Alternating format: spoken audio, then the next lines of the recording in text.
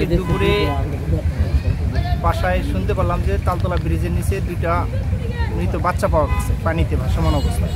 তো তৎক্ষণাৎ আমি তাড়াহুড়ো করে এখানে আসলাম দেখার জন্য। এসে যেটা দেখতে পেলাম যে দুই পাশে দুইটা বাচ্চা পানি তুলে ডাঙ্গায় তুলে রাখা হয়েছে। তো সেটা আমরা দেখলাম। বাচ্চা দুইটার বয়স আনুমানিক সকলেই ধারণা করতেছে যে 6 থেকে 7 মাস বয়স হবে। 1-1টার ওইদিকে আমি বাসায়, এর মধ্যে হইতে করে গেল যে ওইখানে ছোট শিশু বাচ্চা ফেলায় দিয়ে নদীর পাড়ে। শোনার সাথে সাথে চলে আসলাম। আসার পরে দেখি ঘটনা সত্য। ওখানে বাচ্চাটা পরে আছে, ওই যে মানে নাক, কান, চুল, তারপরে মনে করেন হাত পা সব কিছু হয়েছে। তারা আছে যে যাতে থানা আসতে আসতে এই লাশটা যেন এখানে সংরক্ষিত থাকে, এমতো অবস্থায় থানার থেকে সবাই চলে আসলো।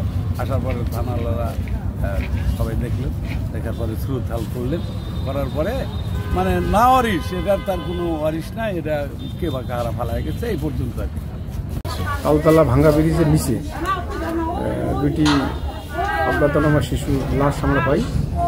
তাদের বয়স অনুমান 4 থেকে 5 মাস। কে বা কাহারা ফেলাই দিয়ে গেছে অজ্ঞাতনামা। আমরা লাশের সুতার রিপোর্ট সম্পন্ন করতেছি। পরবর্তীতে কর্তৃপক্ষের সঙ্গে কথা বলে আইনগত ব্যবস্থা গ্রহণ করা হয়েছে।